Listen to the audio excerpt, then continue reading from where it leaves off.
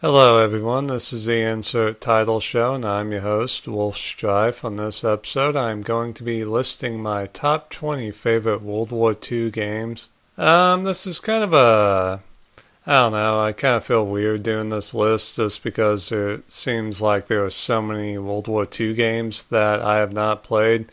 I mean, I've played, dozens of World War II games, but there are a ton I have not played, like I never played Call of Duty 3, Call of Duty World at War, The Saboteur, Velvet Assassin, Enemy Front, the Commandos series.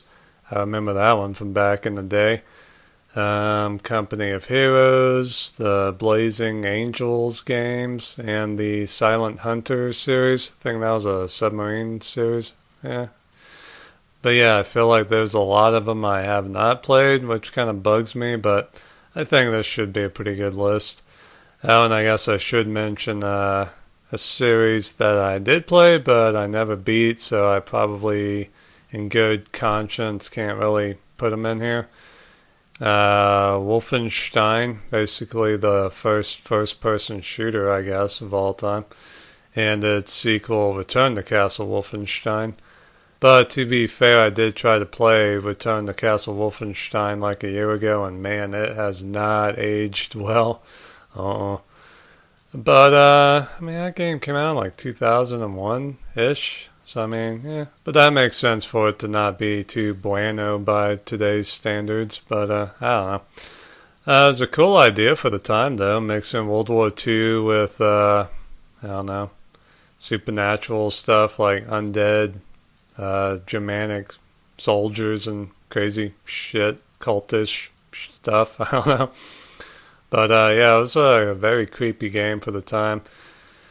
I remember playing it on my computer at the time, and for some reason, either the settings were set to too dark or my monitor screen was too dark. But then the creepy parts, like when you're in the crypt or whatever, I literally couldn't see anything.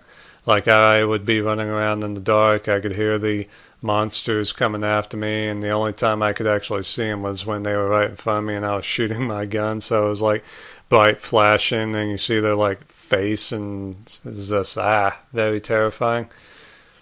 But yeah, no, I don't know why I stopped playing it. I think I just kind of got bored. I don't know.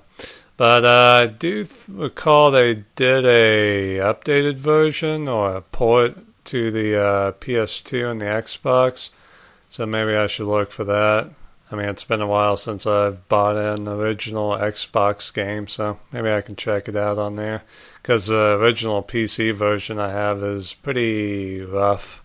But okay, enough of that. Let's get to the list, shall we? Okay, number 20, IL-2 Stormovik Birds of Prey. I think this only came out for the 360, and it was a pretty good game. The realism was pretty nice. I mean, the planes look great. The graphics are really good. I mean, the villages and all the stuff on the ground looks really cool. The campaign, or campaigns in it are, they're okay. Everything's okay, basically. But some of the levels are really impressive, like the last couple of missions on the Soviet campaign is really, really cool because you are flying a IL-2 Stormovik during the Battle of Berlin. So you're flying around, Berlin during the Battle of Berlin. So you're getting the sightseeing stuff, and I think the maps are really accurate too, which is cool. Like you can fly past the Brandenburg Gate and the Reichstag and the Tiergarten and stuff, so that's kind of cool. And I think after doing that, I can't remember which one I did first, but number 19, I bought like the big ass collection of IL-2 Stormovik series. Came with like, I don't know, like 3 or 4 PC games, and basically all the IL-2 Stormovik games for the PC came with this series, so that was interesting. Came with a shitload of missions. Yeah, like, God, I don't even know. They were like 600 missions or something crazy.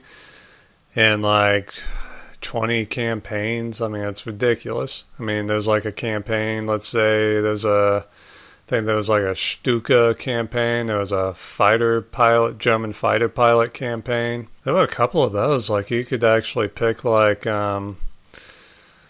say you wanted to be on the Eastern Front, you could be on the northern sector, you can be in the middle sector, or you can be in the southern sector. And there's like a full like 20 mission campaign for that. I mean, it's nuts how many different missions and campaigns there were in this collection. And there was even a Pacific one. I mean, you could play as the Japanese or the Americans. I mean, it's crazy, crazy. Or you can play as the Russians or the British. I mean, it's just nuts. I think I went through a couple of the campaigns. Yeah, I think I went through a couple of the German ones and Soviet one, I think, and the Japanese one. It's kind of cool, though, because you do have like a fighter or a bomber squadron, and I think the further you go along, their stats and stuff change, and you can get medals and promoted and stuff, so that's pretty cool. Very, very massive, though. I mean, Jesus. My joystick definitely had its work cut out for it, I can tell you that much. Okay, number 18, Medal of Honor Frontline. This is a pretty good classic Medal of Honor World War II game. You know, a lot of famous moments in that, like the very first level being on D-Day. So, yeah, man. The middle levels kind of stink, but the last couple of levels are really good, so, yeah, it's pretty good. Okay, number 17, Medal of Honor Rising Sun. This was a pretty good game. It's like the first-person shooter to deal with the Japanese and the Pacific theater during World War II, so it's pretty unique in that regard. Number 16, Brothers in Arms, Hell's Highway. Really good gameplay. The story is good. Very depressing, though, so don't really like dealing with the story too much. I just like to kind of kill Nazis, basically. Well, even that's kind of depressing in this game just because it's so brutal and realistic. So it's a special game, special series too. Number 15, Panzer General. Very, very fun strategy, turn-based game, I guess. Had a lot of good memories with that game, playing it with Oompy. Yeah, that was a lot of good times. Campaign for that one's pretty good too. Number 14, Call of Duty 2.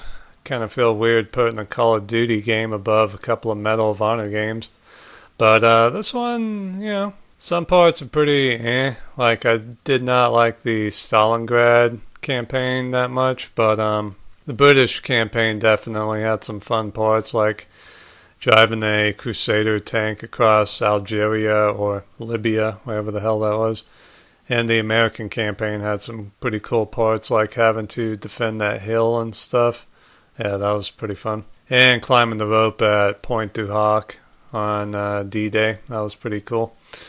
Alright, number 13, Battle Stations Midway.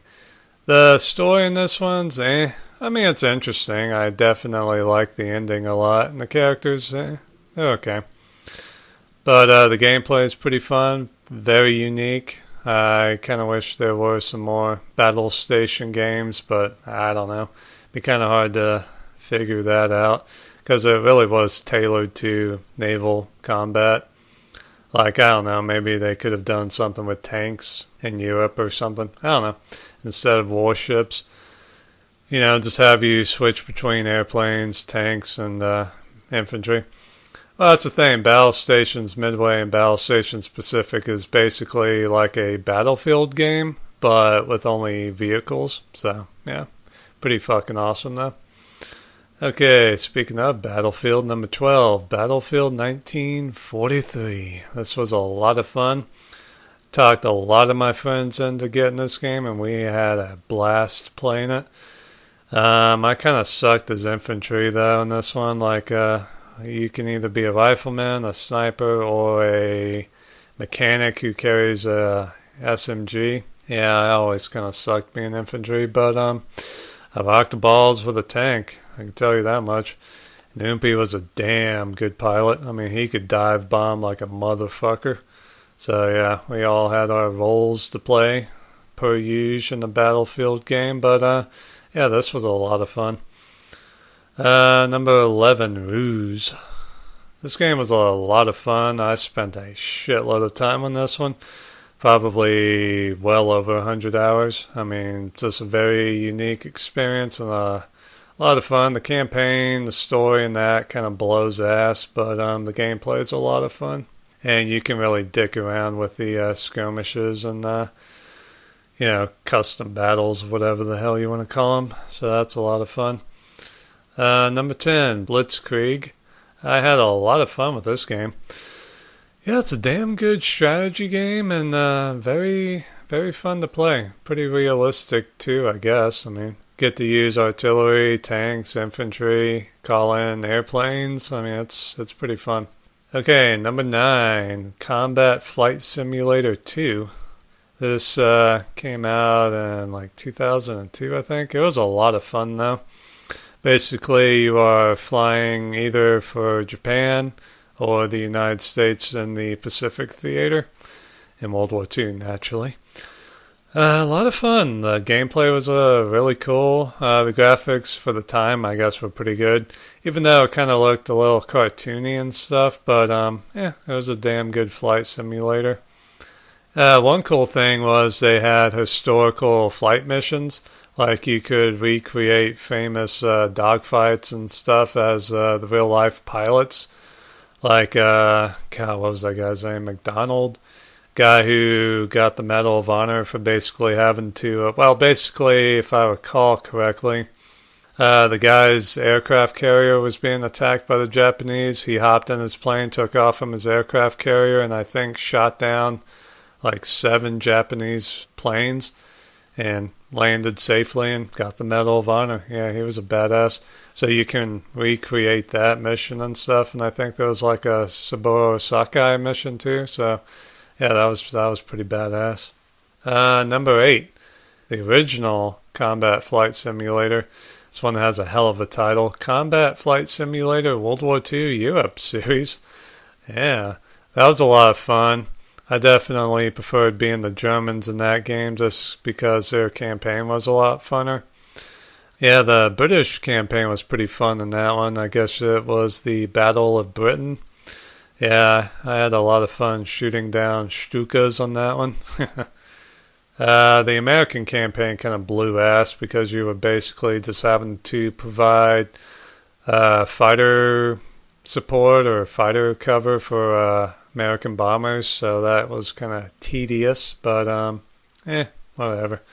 It was a damn good game though. I was playing this in like 2000, 2001, 2002, sometime around there, on my brother-in-law's computer, and that was a lot of fun. And I remember he got a vibrating joystick, which made flying a hell of a lot harder.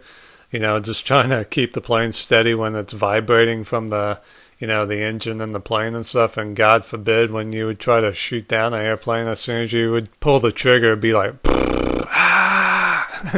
the joystick just jiggling all over the place. That was nuts. But it gave you a pretty good idea of how, real life dogfighting would be and just how insane that would be. Because, you're trying to shoot down enemy airplanes while flying. It's like riding a horse and trying to cut a guy's head off. It's pretty tricky. Pretty tricky. Okay, number 7, Sniper Elite V2 and Sniper Elite 3. Like I said in the episode I did for these two games, I basically count them as the same level of goodness, I guess. I really can't put one over the other because basically all the things I did not like in Sniper Elite V2, they fixed in Sniper Elite 3. And all the things I didn't like in Sniper Elite 3 were better in V2. So it's kind of like, they're basically, even as far as awesomeness goes. But yeah, these two games are a lot of fun. I went through them by myself, got all the achievements on V2. Then I went through them with my nephew. That was a lot of fun. I tried to play them with Oompy and Creed, but they kind of pushed out. Oompy was surprisingly horrible at V2. I was shocked. Mainly because Oompy was pretty damn good at Sniper Ghost Warrior. Yeah. Yeah, he was actually really good at that game, but for some weird reason, he really sucked balls at Sniper Elite V2. I don't know. Number 6, Medal of Honor Airborne. This game was a lot of fun. Has some really great weapon customizations in it, and the enemies are pretty freaking crazy. It's just a really, really awesome game. Number 5, Battle Stations Pacific. This game takes Battle Stations Midway and just sticks a hell of a lot of steroids up its ass. I mean, this game is epic. A lot of fun to play. The Japanese campaign's a lot of fun because you can see kind of what would have happened if Japan won in the Pacific. And the American campaign is pretty cool because you're getting to play, what really happened. So that's a lot of fun. Number 4, World of Tanks. I'm not really sure if this counts as a World War II game. I guess it should because most of the vehicles in it are World War II. But they did kind of throw in a couple of vehicles from the 1950s, which bugs the hell out of me. I'm like, yeah, I got my King Tiger. Oh, what's this? I'm getting killed from a tank that only existed in blueprints in the 1950s? Ugh, fucking bullshit, but whatever. But yeah, it's a lot of fun. I mean, I really love World of Tanks. I mean, I've probably spent, I think the game just turned 2 years old, like, a week ago, so. But I mean, I've probably spent at least 200 hours on this game. It's just a fun game, just to, drive around, kill guys and stuff. Pretty fun. And I've got all my favorite tanks, I guess you could say. King Tiger, Tiger, Panther, Jumbo Sherman, KV-1, Stug, Jag Tiger, Joseph Stalin 2. And I got some artillery in there too, so that's pretty fun. Number 3, the original Medal of Honor game. This game was freaking awesome back when it came out, and I think it still is an awesome game. So if you have a PlayStation 3 or 4, I think you can buy it on the PSN, so I think you would like it. I mean, I know it's very old school, but that enemy AI in that game still holds up, so I think you will enjoy it. Okay, number 2, Brothers in Arms. This game is really just an awesome game. The story is incredible, the characters are memorable, the gameplay is still pretty good. Very violent, very serious. This is an adult World War II game, if there ever was one. Number 1, my favorite World War II game of all time, Medal of Honor Underground. I think I like this one the most just because it's a lot of fun to play. It's very interesting, very unique. You get to do a lot of cool stuff in this one. I mean, hell, the character you're playing as is pretty unique. You're playing as a female French resistance member during World War II, so, that's pretty unique. And she's a pretty cool character, and the missions are a lot of fun. Get to do a lot of cool, crazy shit. And, it's just an awesome game. So there you are. Feel free to let me know if you agree or disagree, or if you have any suggestions, or if you have your own top 5, top 10, top 15, top 20 favorite World War II games. I'm pretty curious. But, rock on and take it easy.